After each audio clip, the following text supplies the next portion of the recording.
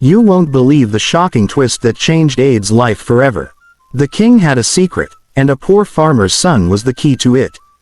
He asked for farmland, and destiny gave him a kingdom. Please do me a favor, like and subscribe to this YouTube channel, your support keeps me going. God bless you. In the small village of Olowace, farming and trading were the breath of life. Everyone farmed, everyone traded, and everyone depended on the earth for survival. But in a small mud house, with a tiny backyard and a modest smile, lived a boy who saw life differently. His name was Ade, a 15-year-old boy with bright eyes and a heart full of dreams. He lived with his parents, Mr. and Mrs. Coonley, humble farmers who cultivated a small farmland behind their house. Their farm produced just enough food to eat, nothing more. Every harvest, they divided the produce into two. One for the family to eat, one to sell in the market. And every season, the cycle repeated. But Ade wanted more. Every evening, after school and chores, Ade would stand at the edge of his parents' small farm and stare at the far distance. Where other farmers had large, flourishing farmland, massive ridges of yam, endless rows of maize, beautiful cassava fields stretching beyond the eyes, Ade's heart would ache a little. He would imagine himself standing there, not as a boy, but as a grown man, a chief, a great and accomplished farmer, a man with staff, workers, and acres of farmland, a man respected by all. And in those quiet moments, Ade would smile. One day, he said to himself, I will be a big farmer. I will change my story. I will not remain small. His parents often noticed how he watched other farms and sighed. One day, his mother asked, Ade, what are you always looking at? He replied boldly, Mama, one day, this whole village will know my name. His mother laughed. His father shook his head. But none of them knew that destiny had begun its journey. Ade didn't want to wait for the future. He wanted to start now. So he began cultivating a tiny corner at the back of their house.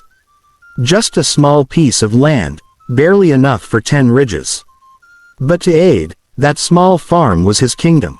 He tilled the ground slowly. He removed stones carefully. He planted seeds with joy. To many villagers, it looked like child's play. But to Ade, it was the beginning of something great. His father watched him one day and said, Ade, you're wasting your time. But Ade smiled. Papa, little drops of water make a mighty ocean. His father didn't argue. He just walked away, shaking his head. But that night, Mrs. Coonley told her husband, this boy has the spirit of a great man. Leave him. A few months later, Ade harvested from his tiny backyard farm. It wasn't much, but to him, it was a miracle. He arranged the crops neatly and stared at them proudly. This is just the beginning, he whispered. But deep in his heart, Ade knew that what he wanted was bigger. So one morning, he made a decision that shocked everyone. He wiped his face, wore his slippers, and said, I am going to the king's palace. His parents froze. His father asked, to do what? Ade replied bravely, to ask for land. I want to expand my farm. Mr. Coonley burst into laughter. Mrs. Coonley opened her mouth in shock. You, a small boy, asking the king for land. Ade stood firm. You always tell me to work hard. This is my own hard work. Without waiting for their approval, he walked out. The king's palace was intimidating. Tall pillars, ancient carvings, guards with stern faces. When Ade arrived, the guards asked, Small boy, who are you looking for? Ade swallowed hard. I want to see the king. They laughed. Is it hide and seek? But Ade didn't turn back. A palace attendant overheard and asked what was going on. Ade explained boldly, I want land to farm on. Please help me tell the king. The attendant stared at him for a moment, then nodded. He admired the boy's courage. A few minutes later, Ade was standing before His Royal Majesty, Oba Adegbite. A boy asking for farmland. The king asked, amused. Yes, Kabiasi, Ade replied. What do you need it for? To plant crops, sir. I want to become a great farmer. The king leaned back and studied him carefully. He saw something in the boy's eyes. Determination, courage, fire. Not many adults in the village had that spirit. The king smiled. My son, take the land. Use it for free. May your hard work bring you honor. Aid fell to the floor in gratitude. Thank you, Kabiasi. Thank you. That day, Aid didn't walk home. He flew with joy. The land the king gave him was big, but completely covered in thick bush. Tall weeds, broken branches, snakes, insects. The land was almost impossible for a 15-year-old to clear. Aid ran first to his friends. Please come and help me, he said. But instead of supporting him, they laughed. Help you for what? You want to be a farmer at your age. Are you okay? Go and play football, Jair. One even told him, Aid, you are too serious. Life is not that hard. Aid walked away quietly, his heart trembling with disappointment. He ran home to his parents.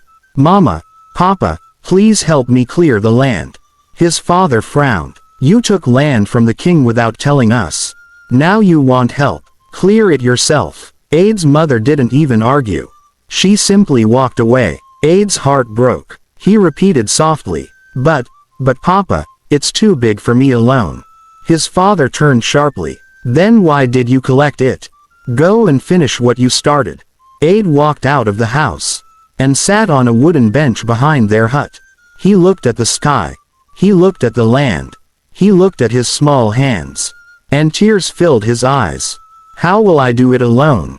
How? But after crying for a while, Aid wiped his face. He stood up. He whispered to himself, If nobody helps me, I will help myself. The next morning, before sunrise, he took a cutlass. The cutlass was old, blunt, shorter than normal, but it was all he had. And so, he began. 1 strike, 2 strikes, 3 strikes, slowly, painfully, sweating under the hot sun. Aid cleared the bush. At first, passers-by stared. Some shook their heads. Others whispered, This boy is wasting his time. But a few admired his courage. An elderly man passing by said, Well done, my son. Your future is bright. Those words pushed Aid forward. And day by day, bit by bit, he made progress. The land was still large. But he refused to stop. Because he had a dream. And that dream was stronger than the discouragement around him. Clearing the bush was not easy. Not for a 15-year-old boy. Not for someone using a blunt cutlass. Not under the scorching village sun. But Aid kept going. Every morning before school, and every evening after school, he returned to the farmland with determination burning in his heart. But the human body, no matter how strong, has limits. One afternoon, while slashing through thick weeds, Aid suddenly felt dizzy. The world around him began to blur. The cutlass slipped out of his hand. He staggered, tried to balance, but his legs gave way. Aid collapsed on the ground. Minutes passed, maybe an hour. No one knew. When Aid finally opened his eyes, he found himself lying on the same soil he had been clearing. His throat was dry. His body felt heavy. The sun stung his skin. God, please help me, he whispered weakly. He tried to sit up, but pain shot through his arms. He forced himself to crawl toward a small tree and rested his back against it. At that moment, a quiet fear crept into his heart. He wondered, what if Papa was right? What if this farm is too big for me? What if this dream is too big? He sighed deeply, but as he stared at the half-cleared land, something inside him refused to break. He whispered to himself, No, stopping is not an option. Just as Aid tried to stand again, he heard footsteps. Soft, steady footsteps approaching. He looked up slowly, and saw an elderly woman, bent with age, leaning on a stick, wrapped in a faded wrapper. Her name was Mama Risi, known in the village as a wise old woman. She looked at the half-cleared land, then at Aid's exhausted body. My son, she said gently, you will kill yourself like this. Aid wiped his sweaty face and forced a smile. Mama, I have to finish it. Nobody wants to help me. Mama Risi nodded slowly. That is how greatness begins, alone. She reached into her small leather bag and brought out a calabash filled with palm wine. "Drink." Aid hesitated. She smiled. "Don't worry. It is clean." He took it and drank slowly. The cool liquid soothed his dry throat.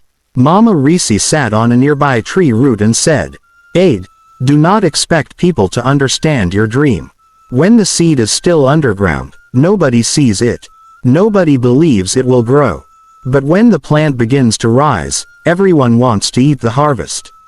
Aid listened quietly. The old woman continued, "I may not be strong, but I can sharpen your cutlass." She collected the cutlass and began sharpening it slowly using a stone she carried. Aid watched in surprise. When she finished, she gave it back to him. "Aid, use this. It will cut better." He bowed his head. "Thank you, Mama." She patted his shoulder. "Do not give up. The earth rewards those who respect it." Then she left. That day, Aid returned to clearing the land with renewed strength. And indeed, the cutlass sliced through the bush like magic.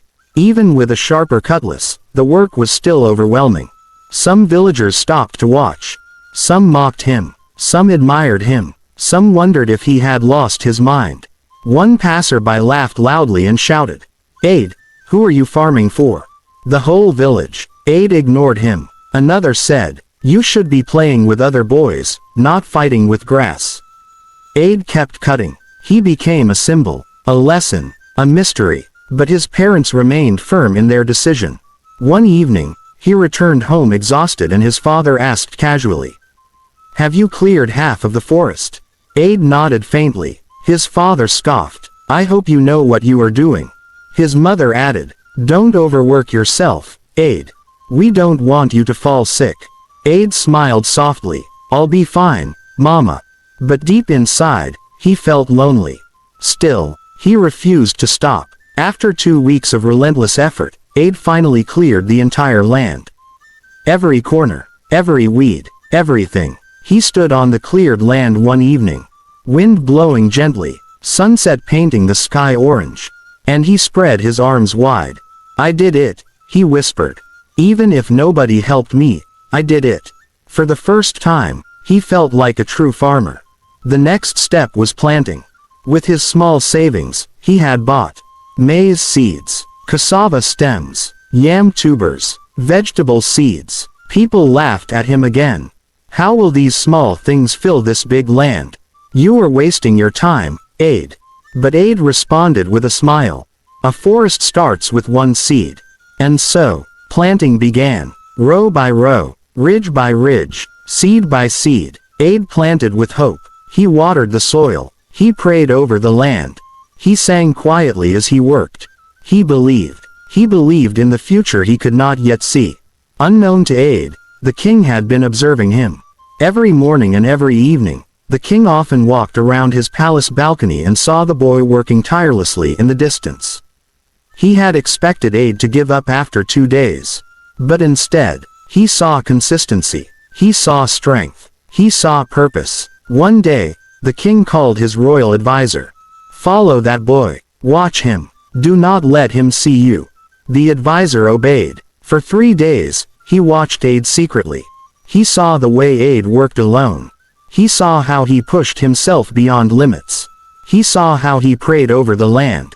And every time Aid fell from exhaustion, he stood up again. He returned to the king and said, "Kabiasi, this boy is not ordinary." The king nodded slowly. "I knew it. Prepare something special." Weeks passed. One afternoon, dark clouds gathered above the village.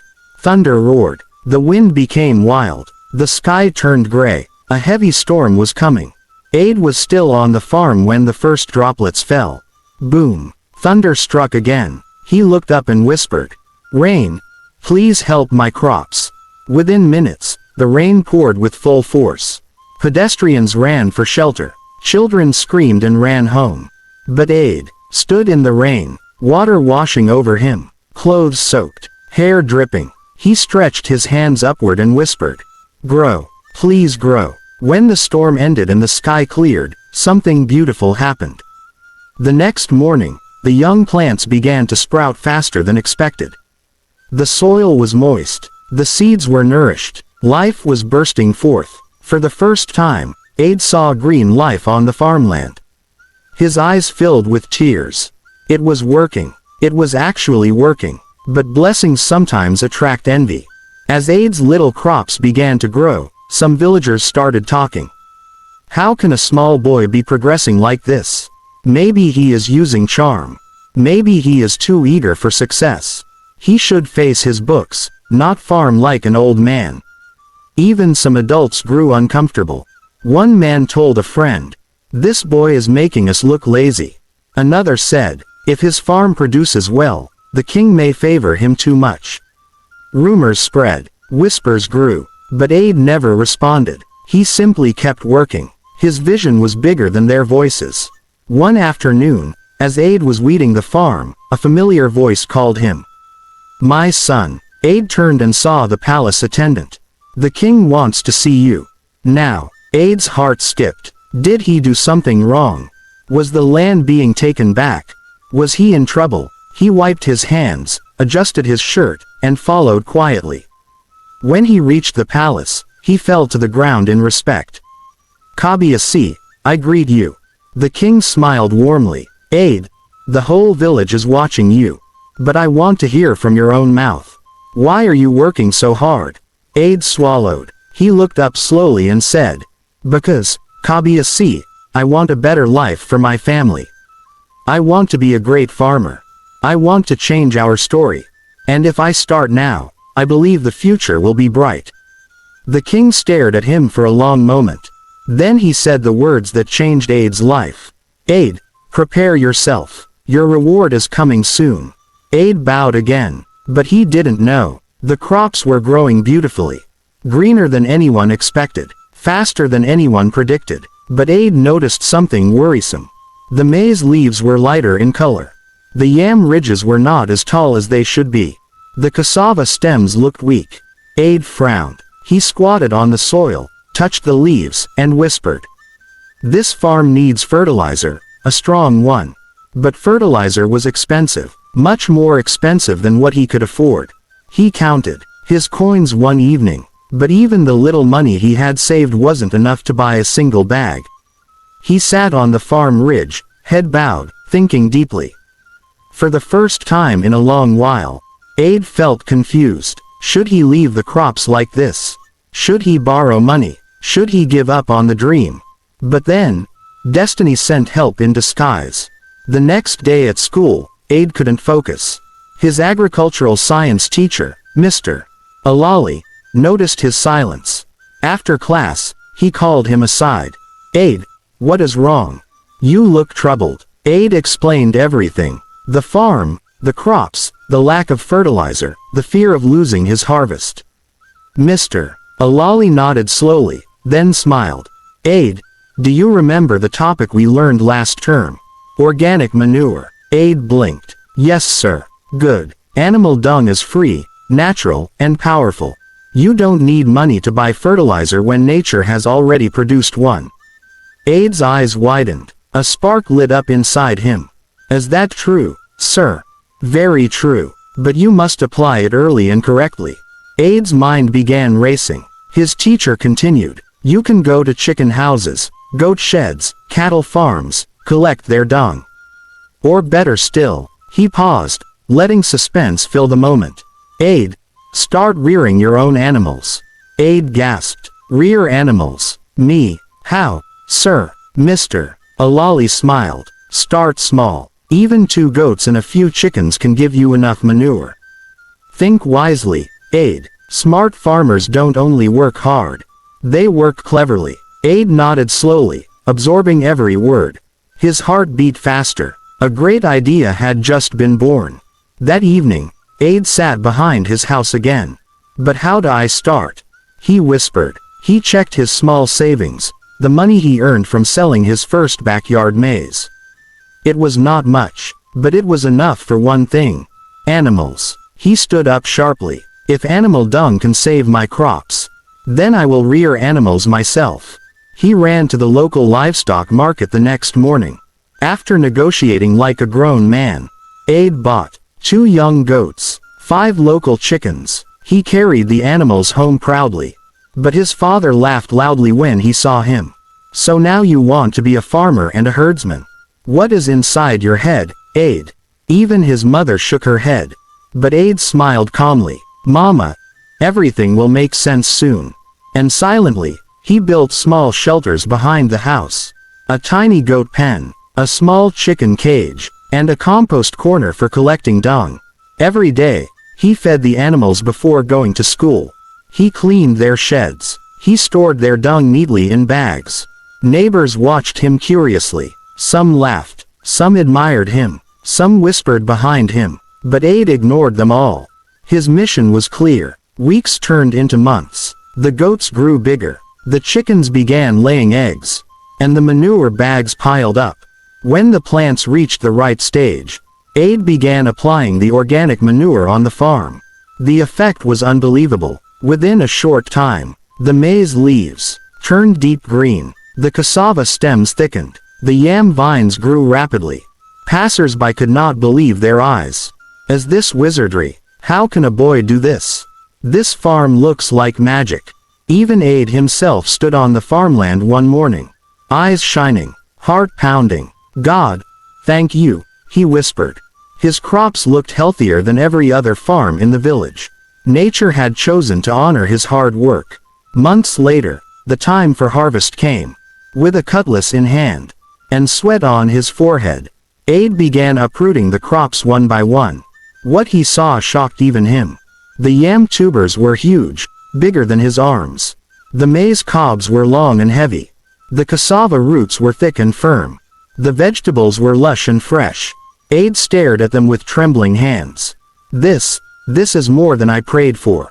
He harvested day after day, basket after basket, pile after pile. Soon, his house could not contain the produce. Villagers gathered around him. Some gasped, some praised him, some became jealous. But Aid kept thanking God. For the first time in his life, he had more than enough. Aid looked at the harvest and thought carefully. Selling them in the village would bring little money. People here were poor. Prices were low. So he made a bold decision. "I will take everything to the town." He loaded the goods onto a hired truck using the little money he had saved. The driver looked at him, surprised. "All these crops, young boy, are you sure?" Aid nodded confidently. "Yes, I am sure." They drove to the town market, a large, busy trading center with hundreds of buyers.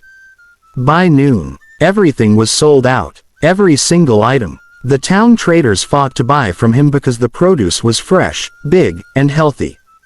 By evening, Aid counted his money, and his hands began to shake. It was more money than his parents had ever held at once. Aid looked up to the sky and whispered, "Mama Reese was right. Mr. Alali was right. Hard work truly produces honor."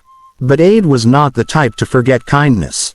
And so, instead of going home, he told the driver, "First, take me to the palace." The driver nodded. When they arrived, villagers gathered around the truck, whispering, "What is he bringing? Why is Aid here? What has this boy done again?" 2 palace guards approached him. "Aid, why have you come?"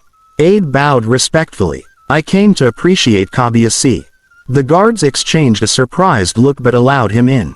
The king sat on his throne, relaxed and calm.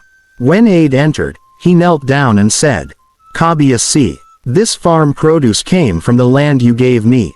Without your kindness, none of this would exist. Please accept it." Then, with the driver's help, Aid brought in baskets of yams, sacks of maize, bundles of vegetables, fresh cassava, eggs from his chickens. The king's eyes widened slowly. For a moment, the palace was silent. Then the king stood up. He walked toward Aid, placed a hand on his shoulder, and said, in a deep emotional voice, "Aid, what you have brought to me today, no man, young or old, has ever done before." Whispers filled the palace hall. The king continued, "You have honored me, you have honored this village, and you have honored yourself." He turned to his chiefs. "This boy is destined for greatness." Aid bowed his head, tears filling his eyes. He had come to say thank you. But he didn't know Years passed. Aid became unstoppable. His once small animal pen grew into a massive livestock section. His backyard dreams turned into hectares of green farmland. And his name, oh, it traveled far, beyond the village, beyond the towns, straight into the world of commercial farming. People called him Aid the young farmer, Aid the miracle boy, Aid the land restorer. Traders came from miles away just to buy from him. Agric officers visited to learn from him. And many parents pointed at Aid and whispered to their children, "That is the boy who refused to give up. That is the boy whose hands brought him honor." But while everyone was busy celebrating his success, someone else was watching him quietly. Someone important, someone powerful, the king. One cool evening, as the sun dipped behind the hills, 2 palace guards appeared on Aid's farmland. "Aid, son of Kunli," they said. "His Majesty requests your presence." Aid froze. He hadn't done anything wrong. Or had he? With worry and confusion swirling in his mind, Aid followed them to the palace. When he stepped into the king's chamber, the hall was silent. The king, old, wise, strong, looked at Aid with gentle eyes. "Aid," the king began, "you have honored this land more than many who were born into privilege. You came to me as a little boy asking for land, and today you have turned wasteland into wealth. You serve, you respect, you work, and your hands have blessed this kingdom."